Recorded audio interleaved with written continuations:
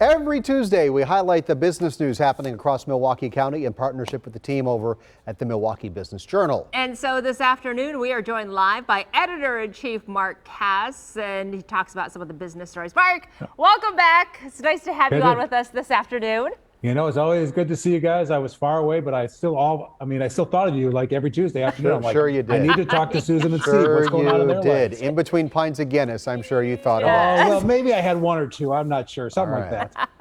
All right, so I know you stay on top of business news even when you're away. So let's talk about this Brady Street Association as well as Milwaukee City leaders. We heard about this idea of maybe closing Brady Street to vehicles after that fatal hit and run and also a shooting that was nearby.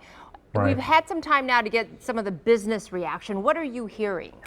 You know, really going to be an interesting one, you guys, because you're talking about closing off a street. And this is something that's been tried in other cities. And actually, you were talking about where I was in Ireland. And it's very common over there. You really have streets closed off only to walkers, only to people walking around. The problem is for some of these places are going to be against it because they want to get access. So over the next couple of months, as really this is studied, you're going to see a lot of people come out for it, see a lot of people come out against it. It's going to be really interesting to see because it is a significant change to not have cars go down Brady Street. There's a lot of, obviously already a lot of traffic. You've had some speed issues on that street. You obviously had hit and run. So this is going to be one to watch because if it happens on Brady Street, I think you can see it happen in other areas of the city and something that's really been looked at across the country and it's worked well. So really going to be an interesting one to watch. They look at State Street in Madison as a local comparable. Great example. And it works great because you still run buses through it. Transit can move, but cars can't. Yeah, but it's really something that's going to have to be studied to see the impact on the business because you have the bars and restaurants, obviously have a grocery store there. You have to make sure there's access. So, I think it's going to be really interesting to see. And again, if it happens there, I think it will happen other places in Milwaukee. All right, speaking of transit, there's a new rapid transit bus line that's been proposed. This would go between IKEA in Oak Creek and Bayshore in Glendale. We've got the one running from downtown out to the medical complex. Now we'll get one maybe running north and south. How could this help?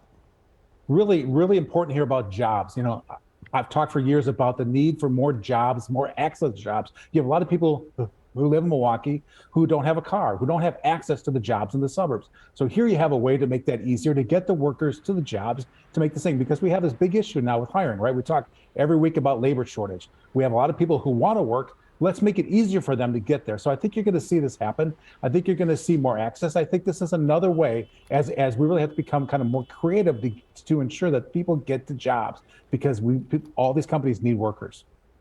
Yeah, getting to jobs, getting them there is an important issue to solve. Okay, let's talk about the executives at two of the largest healthcare systems in Southeast Wisconsin. We're talking Advocate Aurora and Froedtert Health. Leaders are exploring cutting some clinical services. What is this conversation about and what caused this conversation to start in the first place, Mark? Right, really it's about inflation again, and it's about the thing I just talked about, and that was trying to hire enough people. To hire enough people, you have to increase your pay, right? Well, that adds all these expenses to you. You have inflation adding expenses to you. So these healthcare systems have seen a lot of expenses rise. So they have to look at their operations. Is there a way to do more healthcare online? Is there a way to do more healthcare on the phone? Is there a way to cut other costs? So really to be more creative, because what they can't do is they can't pass these on to all their customers, right? So really try to be creative, try to look at this. Inflation is the number one issue out there right now. It is hurting all businesses, healthcare too. You know, often we think healthcare costs are just kind of going to rise and rise. Well, at some point they have to stop. And at some point they have to react. And I think you're seeing that happen here. All right, Mark Kass from the Business Journal. Always great to have you. Welcome back from vacation.